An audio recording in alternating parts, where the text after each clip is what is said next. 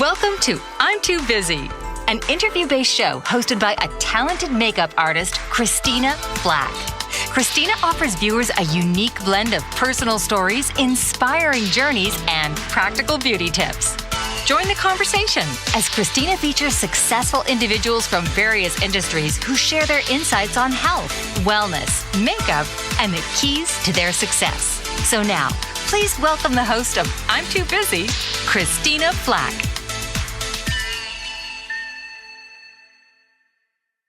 Hello, and welcome to another episode of I'm Too Busy, the show where we dive into the stories of inspiring creatives, entrepreneurs, and disruptors who are designing life on their own terms. I'm your host, Christina Flach, and today is a storyteller, historian, and master of the tennis world. He's brought the game to life for millions through his words. Please welcome the brilliant and my friend, Joel Drucker. Hi, nice to see you. How are you? I'm all right. Good to see you. Thanks for being on today. How's your day going? Going pretty well. Busy, a little Good. exercise, a little work. It's good. Yes, perfect. Well, why don't we dive into a little bit about how you started writing and how you incorporated your love of tennis with your writing? Wow, okay. That's a great question. I went to college thinking I was going to be a lawyer and I wanted to go into politics. And about a year into college, I saw that the Hollywood version of being a lawyer that was in my head was not what really being a lawyer was.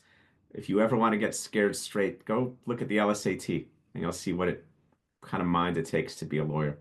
So when I was about 19, I thought, oh, I want to be a writer. And of course, like everyone, you kind of reverse engineer it and you see, oh, right, that's what I was meant to be. That's how that's almost how the story of our lives work. We look back at things and I see I was a big reader. I liked writing papers.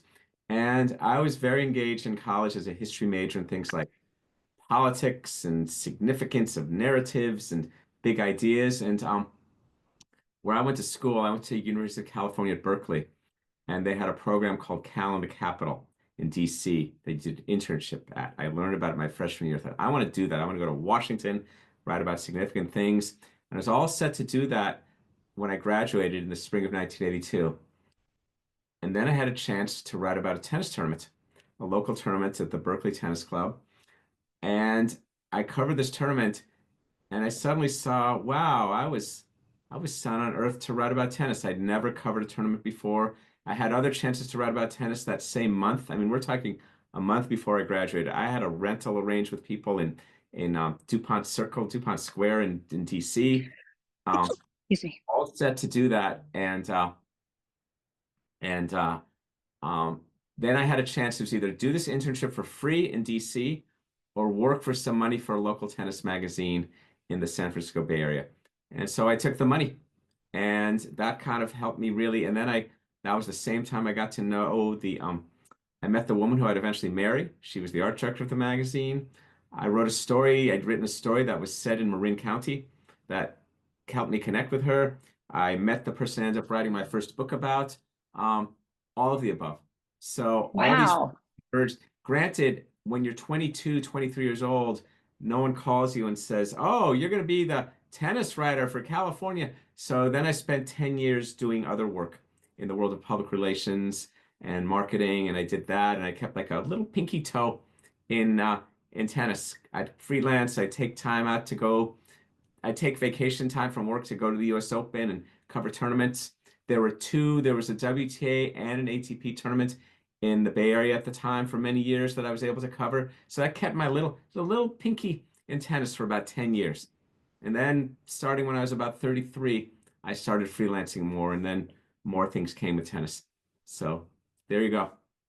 What a great story. I love that. You've covered over 50 Grand Slam events. Is there one match or a moment that stands out to you above all others? Well, I could go philosophical. How do we define a moment? Is a moment 500 matches that have stretched the years, or a singular, you probably want a singular occasion of emotion and power. You know what I think was really neat? And maybe it's just because it's fairly recent, but I remember it and I was there in Australia. When Roger Federer won the 2017 Australian after not having won a Grand Slam for almost 5 years, and he upgraded his game, he made changes with his equipment and his technique, And I had a great seat for that match from the tennis channel booth. And seeing him play a great 5-set match versus Rafael Nadal, that's pretty good. I mean, that's one that comes right to mind. I'm not gonna scratch my head for long. That's one. Well, that's a good one. I think that's really powerful. Your book, Jimmy Connor Saved My Life, is both personal and professional. What was the inspiration behind writing it? Thank There you. it is. Yes, I always bring a prop. Um, Jimmy Connors was this avatar of my youth. Initially, he wasn't. I was a very well-behaved junior tennis player, and I won scholarship awards. But something happened when I was about 15, 16 that helped me see what Jimmy Connors brought, kind of this liquid nitrogen to my tennis, to like success. Like, I had this experience when I was 14. I played a match against someone who was always ducking me, who wouldn't play me. I write about it in the book, and we all have someone like that, like a nemesis. They won't play you. They think worse of you. And then the time comes to play them in a tournament. And I played this guy in the tournament, and I thought, I'm gonna go after him. I'm gonna come to net all the time. I'm gonna be all over him. And I beat him, and I wrote in the book, I said it was when I realized at that point, tennis wasn't just about hitting better shots, it was personal. And I wrote how it's the first time in a match where I tasted blood and I liked it. And that helped me see, I see, this is what Connors was about. And when I was in college, that same month I was covering a tournament. I was taking a writing class. Again, this is my last quarter of college. And I wrote a piece inspired by an author I like very much, Joan Didion. Just trying to mimic her form. And it was about some trauma in my family and some good parts of my life. But I couldn't quite find the words at that age to write about my family. It was whatever, I couldn't quite get at it yet. But I Mhm. wrote some stuff about tennis, and the instructor said, "Why don't you write more about tennis? That looks pretty interesting. Why don't you take us inside tennis?" All right, I'm going to write an essay about my favorite player. This is spring of 1982. So I wrote a piece about Jimmy Connors, and that was really the origin of my book, about the connection between myself and Connors, what he meant to me. Structure. It was called The Great Connors, similar to the classic American novel, The Great Gatsby. And Mhm. you've got this observer person who's um, the observer who's a little more pensive, a little more reflective, which I am. And here's this man of action. And that was Mhm. Jimmy Connors was my man of action. I felt a month after I graduated college that I was sent on earth to tell the world the story about Jimmy Connors, and that would help you understand tennis better. If you understood Jimmy Connors, you would understand tennis. Um, and I also, for what it's worth, and you'll like this, I'd lived in St. Louis at different times in Mhm. my childhood, and that's where your late husband's from, and Yes, he helped me. I interviewed him for the book too. He worked with Jimmy Connors' mother, and so Connors he became did. my Moby Dick for 20 years. I like he said once after losing a match to Bjorn Borg, he said, "I'm going to follow a guy to the ends of the earth." Well, I followed Jimmy Connors to the ends of the earth, but it's really about what his tennis meant to me. It's kind of a mix of the biography of his tennis and the biography of me evolving through his tennis. Did you interview him for your book? I interviewed him many, many times for 20 years leading up to the book. And when the time came to do the book, I told him about it, and he said, "I'd prefer no, thank you," which in a way was actually kind of liberating because that meant I didn't have to be beholden to anything he said. And Right. also Christina, with athletes, artists, certain famous people, journalists know this, interviews can be overrated.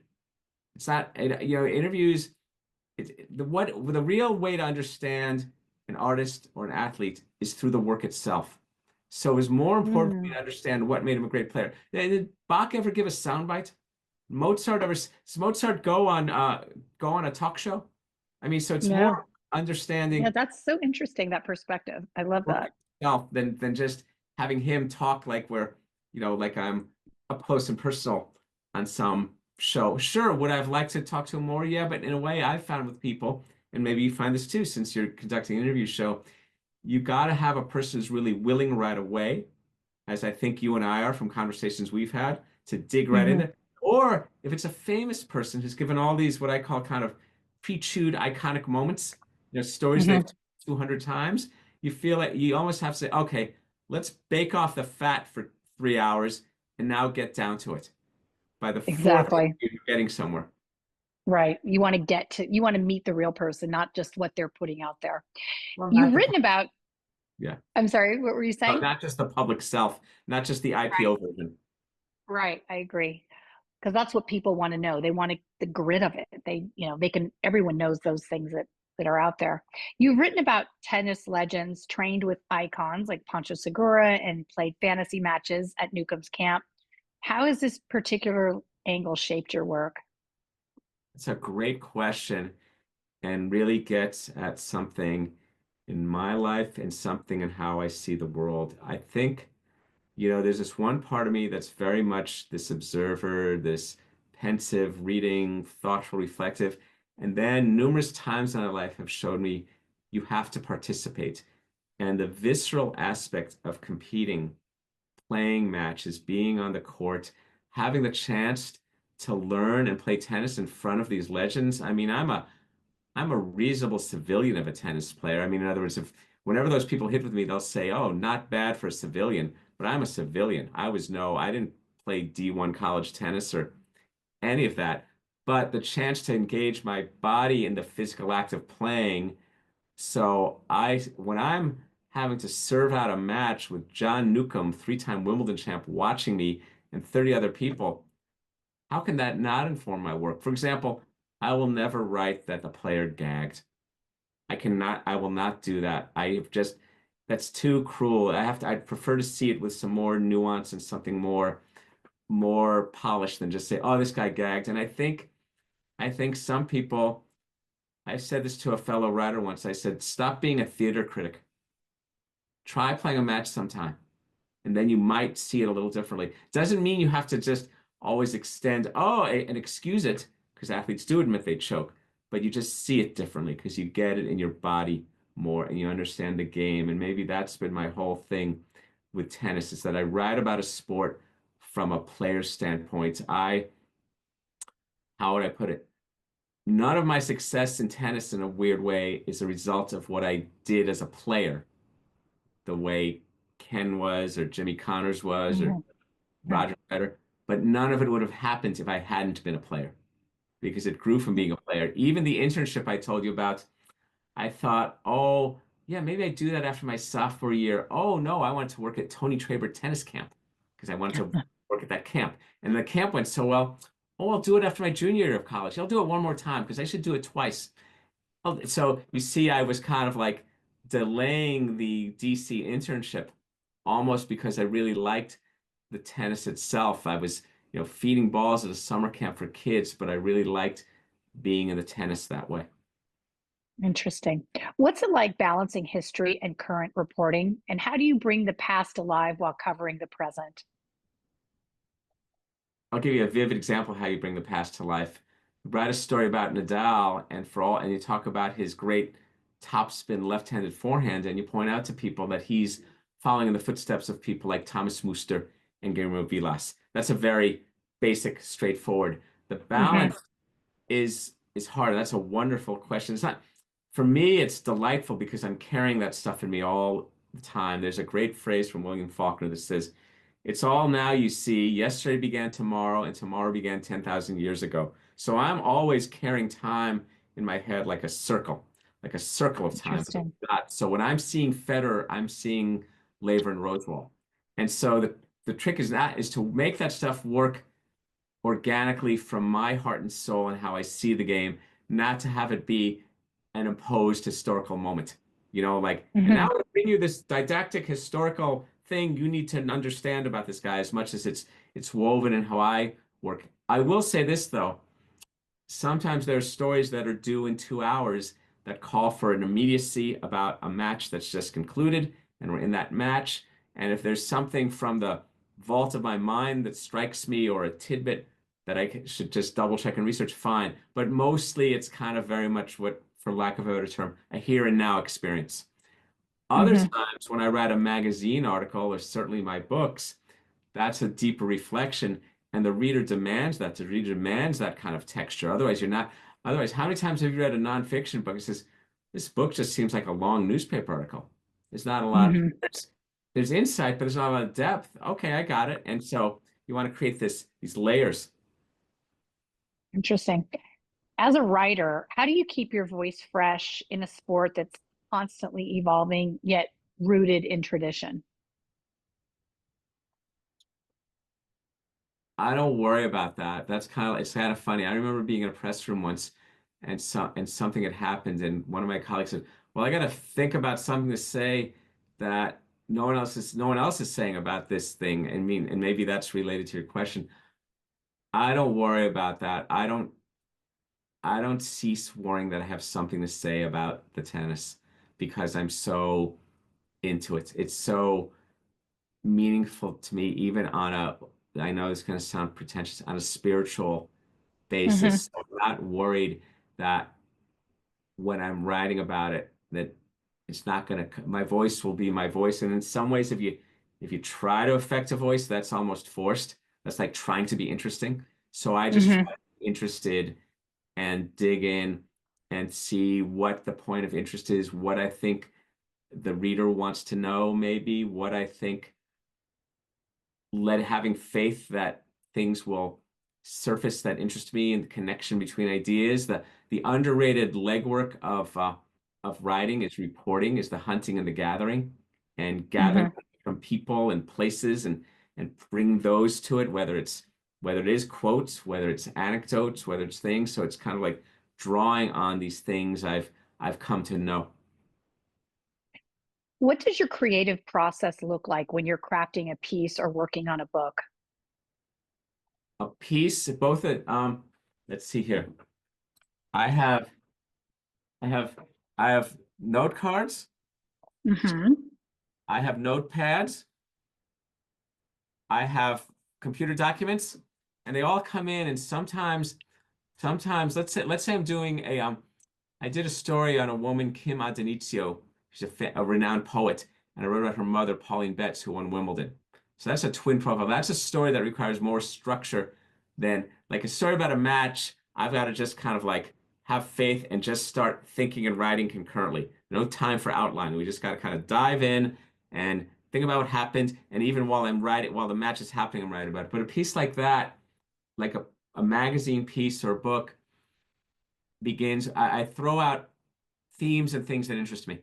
I just start writing them down. And a friend of mine said once, says, well, does that count as writing? Because we're not actually doing the writing of the piece. Of course it does. What, is it only cooking when you turn on the oven? I think it's cooking when the minute you start to go on the shopping trip. So Absolutely. I look at it as the shopping trip. I'm gathering ingredients and I'm jotting down, I'm re-looking at my prior notes from interviews. I'm jotting down things that interest me. I'm trying to establish, and I sometimes say to myself, okay, this is just the note card phase. We're just going to jot things down. Oh, this is the notepad phase where we can jot down a bigger, a longer, a longer form of the outline. And I start to build like the outline. I very much believe in outlining, not that it's carved in stone as much as it's kind of a roadmap. I don't like Hmm. someone said to me recently, they said, "Oh, I'm working on this fiction piece and I'm just kind of stuck." I said, "Do you have an outline?" They said, "Well, I'm letting the creative process happen." I said, "That is the creative process. That Right. is the creative process is things like outlining and having the discipline. It's not a tax return, but it's a way of creating direction because if you just write one thing, oh, and now what? Maybe it's like, where's this going to be? And so a lot of it is that, and then there comes time, okay, let's start, let's begin and let's write the first, it's almost like the first few scenes in the movie. Hmm. Sometimes, sometimes this is I know, don't they sometimes when they make movies, sometimes shoot the last scene first? I think I've read that somewhere. They sometimes it's like sometimes I have an idea in my mind of what I want the last scene to be. But the great thing in a magazine story or a book, the movie, they're committed to it. I mean, they got 80 people on the crew. You know, you've worked on movies, and Right. that is the ending, unless they decide to get money to do another ending. At least with a story, Right. you can realize, oh, oh, you know what? That seems so precious when I started. It's not working, it's forced, it's artificial, it's not really where it's going. And so And then I kind of get annoyed with people, oh, you got to surrender to the process. You don't surrender, you're dictating the process. There's no one else is doing it. It's like does it write itself? Nothing writes itself. So No. and then there's writing, and then there's kind of letting yourself go through writing a draft, writing lots and lots of parts, and then there's a lot of rewriting, of printing it out and looking at it and says, wow, that sucks. That wasn't good. This is too much. This and then that's almost like a different part of the mind, like Right. morning writing, Right. afternoon editing. Yeah. Yes. Your work spans journalism, editing, and PR. How do these roles inform each other? Well, okay. When I don't do as much public relations as I used to. However, I think whatever we do from ages 20 to 35 is kind of the apprenticeship years of whatever we end up going on to do. And the Mhm. years I spent in public relations, did you watch Mad Men? I started it, but I haven't Anyway, in committed Mad to it. Men, in Mad Men, I worked in that world of public relations and advertising. In Mad Men, when you work for inanimate objects as products, you learn to cast them in broader tones. So there's this big scene in Mad Men where he's talking about a slide projector. He says, this isn't a slide projector, this is a time machine. And that's what they call creating the real value of something. This is a time Mhm. machine, not a functional thing. Just like they say, there's a great quote that says, we're not selling cosmetics, we're selling hope.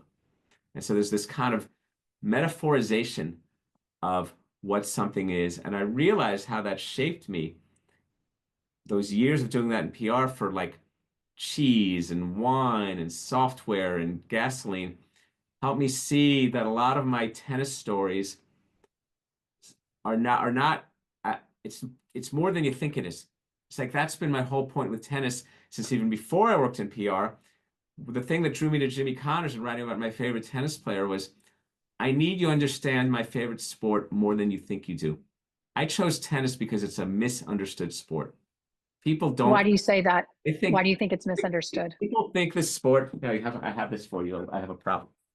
Oh, it's a Oh, nice little, it's a nice sport. They think, like I said to some, you think tennis is Room with a View. You think tennis is a Merchant Ivory movie. It's a bunch of people. It's a bunch of people, hitting balls like they're in Room with a View, and it's a nice little garden party.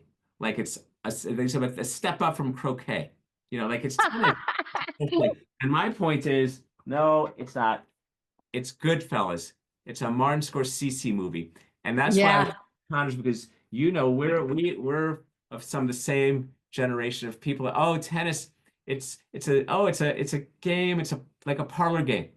And I remember being on the tennis team, and I'm playing five on the tennis team, and I would hear about the athletes on the football team, and I'd see a guy who was like a backup. I said, "Wait a second. You mean the guy who's playing number 37 on the football team is more of an athlete than me? He's playing 8 minutes in the game. I'm in every minute of the game." And Right. Right. so I think to get back to the question you asked, I'm on a constant quest to have this understood. You need to understand it better. I mean, there's a pedantic educator part of me. There's long been a part of me that thinks, what if I had gotten a doctorate and gotten, there's a teaching part of me that's like, but it's also a part of me that's like, I don't feel understood. You need to understand me better, and you'll do it through this game, and no one will help you understand that better than Jimmy Connors. Because once you see Jimmy Connors play, you will not think of tennis as a lawn party. He Yeah, was going to be the definitely. avatar. He was the avatar for that Absolutely. connection across all these things. Even when I help, like I think it's very common if I'm helping someone, like people I've helped with manuscripts. Some though I don't. When I do that, what's your story really about? What's the story behind the story? What's like, or even what's really the story? I was talking to a friend of mine who does ghostwriting, which I've done some too. And she said, well, it's interesting. We listen to people and they tell us our stories and we bring them to life. Go, no, they don't tell us stories. They recount occurrences. We make them stories because making a story. So you see, there's this constant across all these things. There's this constant, let's re-clarify the question. And I think part of me, Mhm. it almost gets back to the very way I play tennis myself about let's clarify what the question really is. This isn't, and this isn't about this, it's about that. So it's always like, what's really the question here? I read this thing once. It said the artist's job isn't to come up with the answers. The artist's job is to come up with a question. And that's kind of what you do in consulting. That's what a good Mm-hmm. consultant does. It's like, oh, I want an MRI. Well, what makes you think you need an MRI? We need to do this first. I want an X-ray. I need to have you come see this other person. The tennis world, as we know, is filled with colorful characters. And don't we know some colorful characters? Who has surprised or inspired you the most? Surprised or inspired? I'll tell you someone who Well, kind they're of, totally different. So yeah, maybe that's two questions. Who's inspired I'll and tell you who's who's surprised? inspirational is and it is remarkable given how many people have been inspired by her, but given who she is Billie Jean King. Billie Jean Mm-hmm. King will she'll surprise and inspire because it's just amazing how engaged and interested she is in other people too. How Mm-hmm. much extends herself, how for all the things she's done, for all the achievements she has, her superpower is it involves in her interest in other people. And I've seen that personally myself. I saw that with her interacting with my late wife. I've seen her do that with other people. She cares to connect with people. That's a And beautiful quality. it's fantastic. It's a great quality. And then you look at all she's done in the world of sports, not just for women, but for men and women, for all of us. She's arguably the Mm-hmm. most important athlete ever. She was a great player, all these things. I would say she is someone who both inspires and surprise isn't fair because I've seen it enough sometimes. Surprise, I gotta think about that one. Surprise, I mean, we're gonna say positive, like a Yeah. Or negative. Yeah. Do one positive, one negative. oh, I'm not going to say anyone who surprises me negative. I'm going to say, yeah, I thought this person was nice, and they turned out to be a jerk. I don't know. I don't know about I don't know about surprises. I'm impressed. Like I'm impressed. I'm impressed by Andre Agassi and his Mm-hmm. intelligence and his warmth too. I guess the thing I was surprised at, I think the thing that's kind of been really nice in the tennis for me is we all come to the sport, not we all. I came to the sport. Look, my favorite players, Jimmy Connors, our players #1 in the world, and there was Bjorn Borg at the time and John McEnroe. These are the marquee names, and they're complicated for many reasons given what they've achieved and even the expectations around them and the people who want things from them. They're complicated. What I found really delightful is that all the rest of the tennis circus, some really nice, good people. Really nice, good people, some genuine people. Someone like a Luke Jensen is a very good friend of mine. Brian Gottfried. I mean, these people are salt of the earth, and they're just real. Tracy Austin. I mean, these are really good, kind They're people. good human. They are. They're good humans. Humans, and you think about the whole way tennis has shaped them, because we know in tennis you call your own lines, you look your opponent in the eye, you play every minute of the game, you can't complain about the coach. There's something very fair about tennis that creates a real good quality in people. Mm-hmm. You've consulted for top firms and helped leaders shape their stories. What's your approach to powerful communication? When I work with executives, I like to learn how they communicate. I like to learn how they what situations. You learn that a lot of companies, when I would lived in Northern California for 40 years, I worked with a lot of technology companies, and a lot of the people in that, they have backgrounds in engineering and finance, and they're very intelligent, but they're not used to connecting with people. They're not Mm-hmm. used to what you and I have been doing for the last 30 minutes of what it means to connect with an audience and have a rapport. They're very, they weren't hanging out like me in the quad, wondering if Hemingway was better than Fitzgerald or William Faulkner. Right. They were diving into their Excel. So I try to teach them how to connect with audiences. I try to often what I find, I'd be brought in to help them deliver their presentation on something, a product. Mm-hmm. And then I'd see though that there needs to be some developments because it was constructed so poorly. They don't understand how to really connect with an audience with data and information. So we'd work on it, and I'd say, now you have a presentation that doesn't get in your way. Now your Mm-hmm. presentation can connect.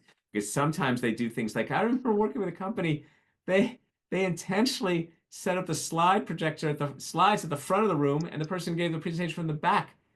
I said, it's not about the slides. They're not there to see the slides. They want the slides. You could send them an email. It's about you connecting with them and them having a genuine experience of you. And sometimes I'll do these kind of Toastmaster exercises like, okay, let's stop. Go take 15 minutes and write something about a movie you really like and why you really like it and find the passion point that matters. That's a big point with me is how do you find the passion and connecting and learning to, like, a typical presentation someone gives about their company is me, then you. And I say you got to start the opposite. You got to start you, me. You got to get empathy is the missing part in that world to understand why the person listening is supposed to really care and why it Hmm. matters to them and where they're at. For young journalists hoping to break into the field today, what's one lesson you've learned that you wish you knew earlier in your career? And I wish I knew. Oh, that's a great Hmm. question. Wow. And I wish I knew. I learned it a little bit fairly soon, but I would also say it to someone early as possible. One thing, leave the league in thank you letters. Be the Mm, best yeah. thank you writer ever because you will build a trail of breadcrumbs like Hansel and Gretel that is actually, this sounds so craven, your network, but your Hmm. family, community. And when you do that, good things will happen because you have ways to connect with people that aren't just when you need things from people. I learned that a few years in, but I'm trying to think of something that took me longer, longer to learn. Oh, yeah, I still learn this one. Just because you think you're smarter than someone, sometimes you have to learn how to shut up at certain points. You just Hmm.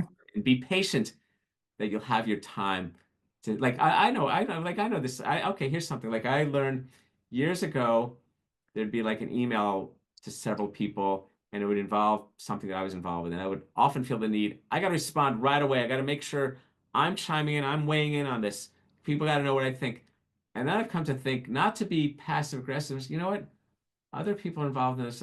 Other people are involved in this. Let the water flow a little bit. Sleep on it. Chill. Others may have something to say that might help you. You don't always have to feel like you have to make your own case for yourself all the Hmm. time. And Right. so I guess, and then the extension of that is then just have faith it's going to be okay. I know in myself, some of that we all, I'm very upset. I'm kind of an easygoing obsessive. I have an obsessive quality about things that kind of persist and wants to make things happen. And I've learned sometimes all things in time, always. That's why, for example, I Hmm. have a rule. I never submit a recommendation, particularly one with money, on a Monday.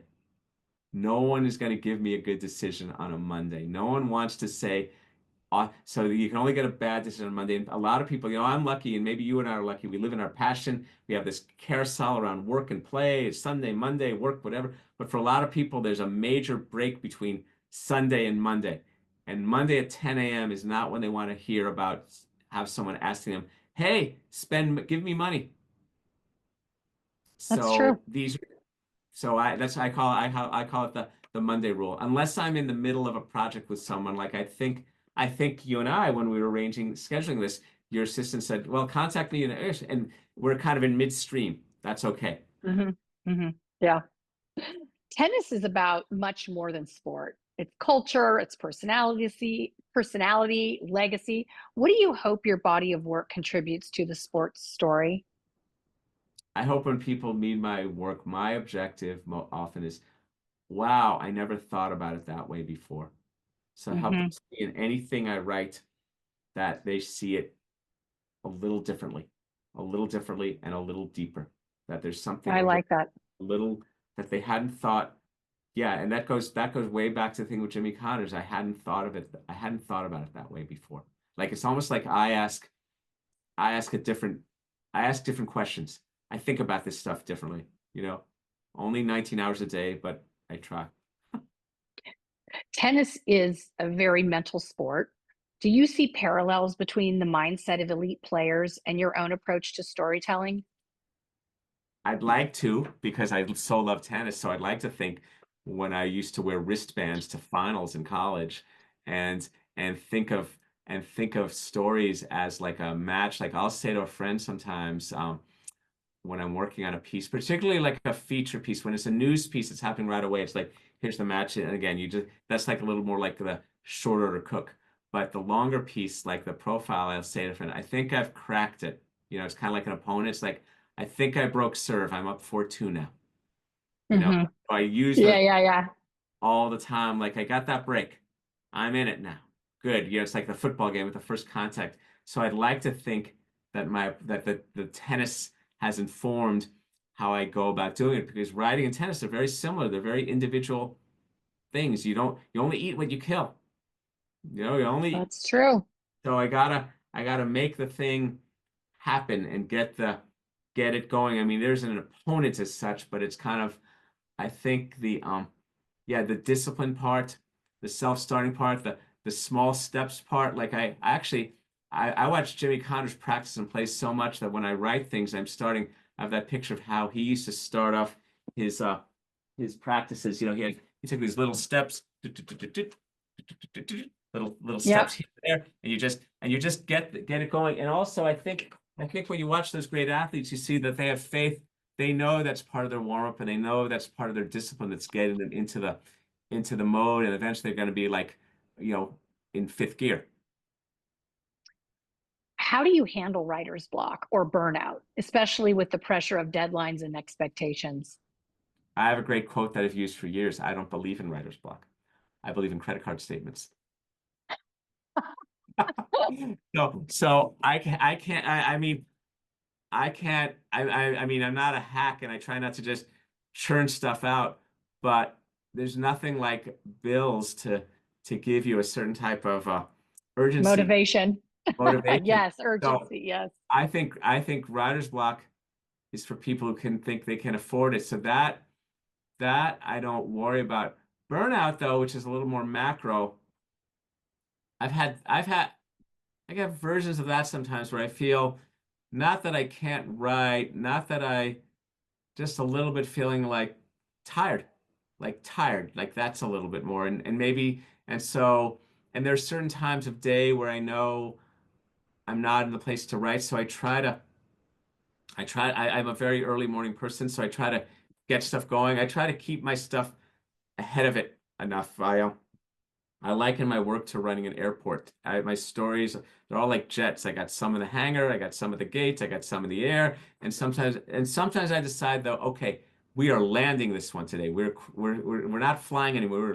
Finishing this thing, and it's getting done. So, but the burnout stuff, that I mean, for me with the writing, I don't really have burnout from writing as much as maybe sometimes burnout from work, or I'm kind of tired, and so for me, it helps to read or play tennis or walk. Kind of a minimalist. I mean, I've kind of like I wouldn't quite say it monk-like, but I don't complicate things. I try not to have lots of things going on. I mean, I talk to some friends who have like stuff with friends, and they get in arguments, they have things. I try to kind of keep that minimal. Yeah. What life lessons has tennis taught you that you've applied off the court? Self-starting is Hmm. most important. Uh, Billie Jean King also gave me another great line that I just used today, and I've used it in stories. Caroline Wozniacki had just won the Australian Open final, and Billie Jean King was in the Players Lounge, and I was chatting with her, and something came up about how tenacious Wozniacki was, and something else came up about talent. He talks about the concept of talent, and usually we associate talent with looking smooth, elegant. Roger Federer, talent, right? Hmm. Not necessarily Caroline Wozniacki, but something came up about tenacity, and Billie Jean King gave me a great quote. She says, "Persistence is a talent. Persistence is a talent." And I know for me that I've learned from tennis a lot about tennis and persistence. Person to the sport to the person, but tennis has shown me the tremendous value of persistence and tenacity. But I would say self-starting, persistence, um, yeah, self-starting, self-reliance, Discipline, discipline, of course, focus. No. with focus. But also the other thing I'd say about tennis, the thing I've learned most from tennis is how to play better tennis. It's valuable in its own right. It's like it doesn't need to have an ROI attached to it. I got the tenacity piece when I was 17. I saw that. I knew it. If I had to learn it again, that's on me. That's not on tennis. Tennis showed me that when I was a teenager. So I'm 64. I have to keep learning that? No, I know it. But in a way, like that's kind of my joke because I want people to see tennis no more just like music or art. They're valuable in their own right as a process to itself. Karate, martial arts, it doesn't have to have a return on investment attached to it. It's just a wonderful game in its own right. But I've learned I've learned things, and I've also been lucky a lot. I have friends who I play with who are doctors and lawyers, and so tennis gives them lessons they apply to their life. I'm lucky. I work in tennis. I write about tennis. So when I get to selfishly interview great players and coaches and learn from them, whether, like Pancho Segura or Robert Lansdorp or other ones, it's, oh, that's pretty neat. And I'm interviewing them, but I'm learning things from them that I can then apply to me. Right. That's great. What's something about the tennis world that would surprise most fans? How boring the life of a player can be. You've been around it. That just came right to my mind because I was thinking about the Netflix documentary Breakpoint and the effort to show the scenes and from the distance, sports, athletes going every continent, Monte Carlo, Rome, New York, Paris. To cut back to that discipline and stuff, practice courts, match courts, waiting to play. Remember, this is a sport where you rarely know what time you're playing. The other sports, they know it's 1 o'clock is the basketball game. Tennis, oh, the second match, that could be 1 o'clock, that could be 6 o'clock. The time killing. That's true. So I think people would be surprised to know how much for the athletes, how much time, I don't mean boring. I guess I mean how simple the life is. Like if a player goes to a city like Melbourne or Paris or Rome, it's mostly going to be at the ballpark. There's practice, there's the matches, there's the decompression. If they're lucky, in the course of the week, they'll have one indigenous meal, one meal at the cool place. And these days they can put that on Instagram, or they'll have one occasion where they can dress up and you can see just how incredibly fit these people are when they wear civilian clothes and Right. and get, look all nice in their outfits. But it's you'd be surprised how narrow a life it is, how narrow a life it is, and how much focus that takes, and also how lonely it can be. I mean, they have posses, they have friends, but it's like, they're not teammates. They're not like the Golden State Warriors riding on the bus together. That's true. It is. It's a lonely life. Who's someone in the sport you think is underrated or misunderstood, and why?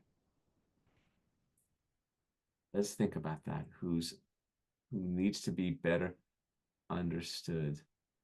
Act ever or current? Both. Wow, let me think about that. I'll give you a few examples.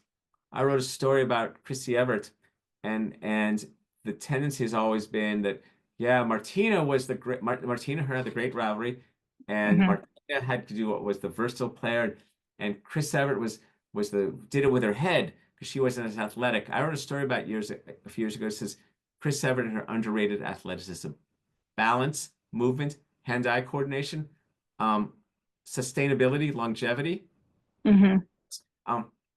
Martina is a superb athlete too. So I wrote in the story, I said, perhaps when Chris compares herself to Martina, you'd have a hard time considering yourself a good rider if your neighbor was Shakespeare. So Martina is a great, great athlete, but so is Chris. So I think there are aspects of many of these people in tennis that should be understood. I just recently did a story with Bob and Mike Bryan, the great doubles team. It seems so seamless how they became so great, but I think it's a story worthy of exploration about these twins who both became #1 in the world, and they became this great doubles team. I think that's incredible. I don't think it's misunderstood as much as it's kind of less understood because they're a doubles team. Right. And Right. being part of a doubles team, that's a little less understood, but the skills it takes to be that good, again, back to the discipline, back to the focus. Those are two that come to mind, and those are two. If you could sit down for a long lunch with any tennis player, past or present, who would it be and why? This Pauline Betts, who I wrote this story about her daughter, was really interesting to me. She came of age in the 30s and 40s, and she had a little bit of that snappy, clever verbal manner to her, kind of like you ever see these movies with Barbara Stanwyck or Betty Davis. Yeah, yeah, yeah. And Pauline dated Spencer Tracy She and had, Hmm? oh, really? Oh, that's juicy. She dated, and she's a little bit in between the 30s of Alice Marble and before Maureen Connolly. So she's in the 40s. She's playing during World War II. So that makes me think of like Gina Davis in A League of Their Own. And Hmm. but there's a certain type of cadence she brought to things that I find quite alluring. It'd be fun to talk with her. Do I get to play tennis with them too? Or do I only have to talk to them? Sure. No, Thanks. both. Thank you. Hmm. I mean, I think she's someone. I had a bit of a crush on her from learning about her and her dedication and her. I love this one story about her. Well into her 70s and 80s, she would watch matches with her younger son, with her son Gary, on TV. And Gary was a fine player, played at Ole Miss, knew the game, and be watching a match together between two pros. And Gary would say, "Oh, Mom, it's like 3-all in the first set. These players look pretty evenly matched." She goes, "No, no, this one's better. This match has got 3-2 written all over it." And she said that, and of course, she'd often be right because there's a way people like her, Hunter Segura, who I got to know very well, they do see things that a lot of us, I'm a pretty well-trained, curious civilian. I can see things, but those people, it's like it's like wine connoisseurs. The Hmm. palate, the vision, the things they see, the way they read the energy. It's just Yeah, the way they're seeing it, they're looking at it from a totally different perspective than we are. yeah. When you're not immersed in tennis or writing, what brings you joy? I like to read a lot. I spend a lot of time reading all sorts of books about all sorts of topics, not tennis. I like to go to libraries. I like to look at books. I have friends since I moved to Los Angeles. I have an even broader social network than I had in Northern California. I have friends I go on walks with. I like to listen to music. The one thing that's different than Southern California than Northern California, the beach is more of a factor here than it is in Northern Mm. California. So there's Hmm. some areas near the beach that I like to walk, all that. Right. That helps. Okay. What's your favorite way to recharge when you're too busy? Besides sleeping, Yeah. besides sleeping, I would say it's reading. I would say it's reading. I would say what reading is a very helpful thing for reading is a nice recharge. Reading has a nice way of kind of a very present activity. I would say that's and it's Hmm. singular. So it's not as, I'd like to say, oh, it's talking to a friend or calling someone. That's how would I put it? That's more of a carbohydrate and reading is more of a protein. Okay, that's a good one. That's What do not you, bad. Yeah. yeah, I like that. What do you do when your day isn't flowing? Do you ever have days like that are just Yes, I like, have had days like oh, that. Yeah, we're thinking that's wow. Um, I try to just, oh, I clean my office. I clean my office and I just kind of impose some order, and then if it keeps going, I clean other parts of my house, and I just try to create some because if the days aren't going right, it means things aren't happening, things aren't occurring, things aren't productive, right, and they're not flowing, right. not fun. So what could I do to impose some flow? If I'm lucky, I play tennis about 3 or 4 days a week. If I'm lucky, I'll have tennis scheduled that day, and I can kind of channel that into tennis. And Hmm. then I try to, and then I try, but I'm not gonna be too pious about this. I try to think about people who are worse off than me and think about that. But it's like that sounds so self-absorbed. That sounds so humble braggy. So I'm not. No, it's more like you're just trying to be grateful. I know you, and you're not like that. So I think it's more like you're just trying to think about the things you're grateful for But I will than your sometimes, life is. friends, I will call people not to emote to them, but just to kind of like get in some chatty mode or go for a walk or something like that. But I Right. don't have I have a lot of good days. I have a lot of good Oh, days, that's but good. sometimes sometimes sleep, take a nap. Those are all good things. How important is self-care, exercise, and diet to you? Very important. My wife died in 2010. We were together for 28 years. 4 months after that, I was diagnosed with prostate cancer. And that was a classic example of the observer participant thing. My wife dies, and that's a very I started to write some things about her. And it's a very tempting way to go into kind of like observation retreat mode. Like, let me just hole up in my house and read poetry and think and maybe have some comfort food and reflect and feel the sadness. 4 months later, I'm diagnosed with prostate cancer. I got to be a participant now. Now it's my turn. I Hmm. got to deal with stuff. And that involved a dietary change. I went more I'd already been cutting back a lot on saturated fats for about 10 years before that. And then I went into more of a plant-based. There's a plant-based diet that's recommended that I built with my doctors at UCSF. That was Hmm. plant-based, kind of pescatarian. And Hmm. I did that. So, and I still try to keep that diet. I still try to I maintain that diet for most. I don't I cheat. I can cheat a little bit. That stuff is really important. I did yoga and meditation for that first year. I say I should do that more, but again, I feel like such a poser, so I'm not gonna do that more. But I've done things like Pilates. I see I see a chiropractor, I see a personal trainer, I see a psychotherapist, all those things. You have a whole team. It's like concierge services. Yeah. Yeah, I have a whole team. I think that stuff is, and I think it's really, to me though, when I moved to Los Angeles, I could swap out all of those except the psychotherapist. And I think the role of understanding oneself and one's emotions is essential to do that work. It's kind of like a form of weight training, and then it can pulsate through one's system all the time. So Hmm. I think this stuff is really important. Where's your happy place? You mean physically? Like a Yes. physical place to go? Ah, Yes. it's a great question. I haven't been there a little while in the wake of these fires, but since I moved to LA, I joined the Malibu Racket Club run by our mutual friend Trey Walke. Our Trey, and we love And, Trey. uh, and I joke, one of the great things about being there, Trey lived in Northern California for a time and played even before then at the Berkeley Tennis Club where I used to play also. And Trey knows that club, so I can talk about both of them with him. At the Berkeley Tennis Club, I really liked at the 10 courts. I like court 3 and 4. At Malibu, it has 8 courts. I think I feel really happy on court 6 and 7 there. Those are courts I really enjoy Oh, playing okay. at. Those are your happy places. Those are Nice. happy places. Those are two happy places. But I would also say since Malibu has only been, I've played there only half the time compared to 99% of the time at Berkeley. So I think I'd say the happy place would be a tennis court. I played just recently at Okay. the Los Angeles Tennis Club on clay. So I guess I would say it's a tennis court because I've Nice. more expansive with both my friends and my tennis here. So I'd say it's a tennis court. I mean, so I met someone the other day who I'm going to play with next week. And this person and I are going to go play in Malibu. And I really have no idea how skilled this person is in tennis. And I don't care. I didn't even ask that.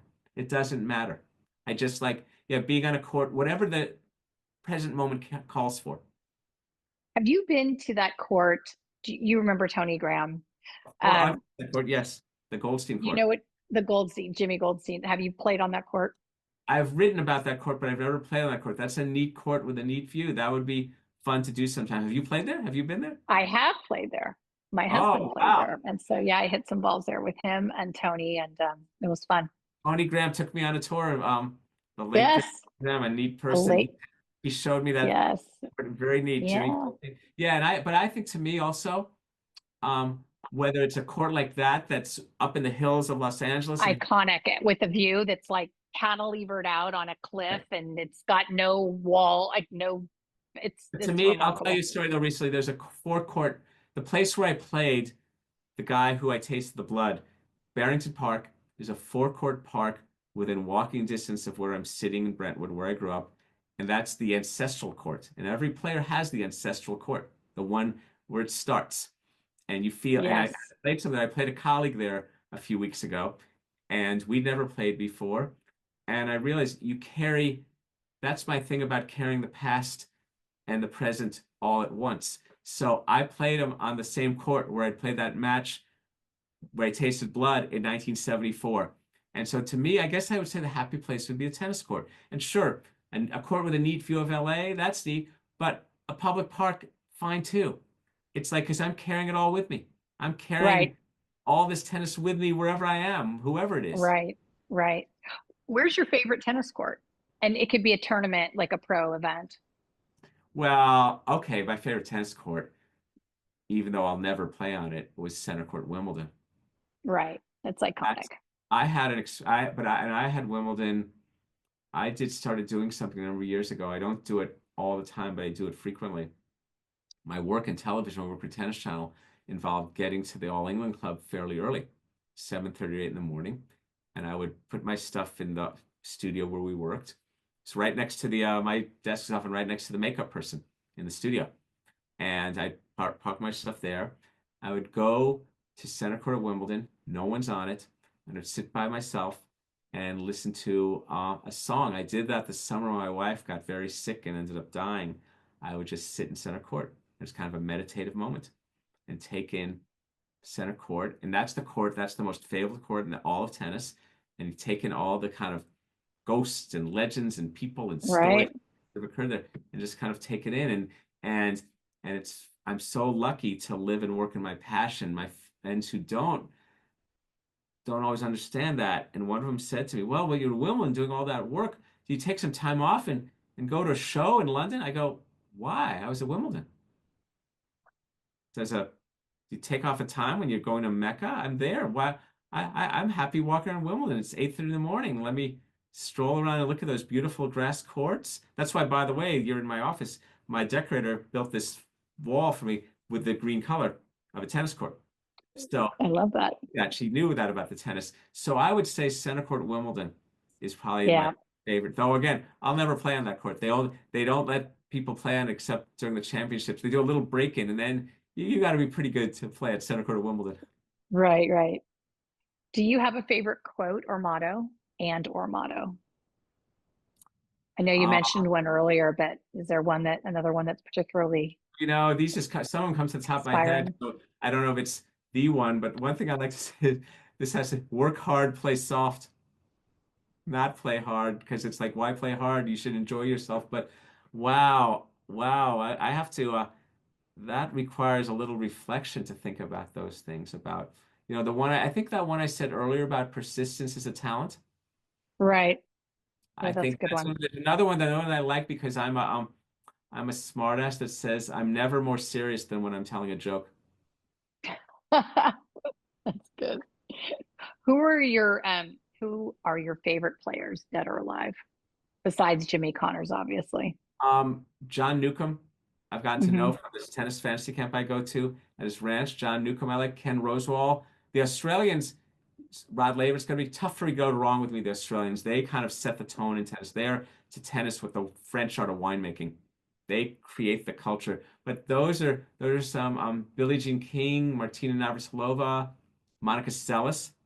Monica Seles, tremendously inspiring. The way she played, just a great inspiration. Those are a few. Those are good ones. What's like something funny that you've witnessed at a tournament? Is there anything that you've ever witnessed that just made you laugh?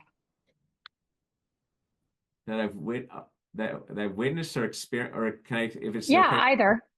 Yeah. Um, I don't know why this happened, but for some reason, I'd interviewed Andy Roddick a number of times, and once he's playing a match, he's playing Thomas Enquist, and he's a tiebreaker in the middle, and I've got a courtside media seat pretty close to the court at the San Jose Arena. In the middle of the rally, he suddenly looks at me, "How's that backhand, Joel?"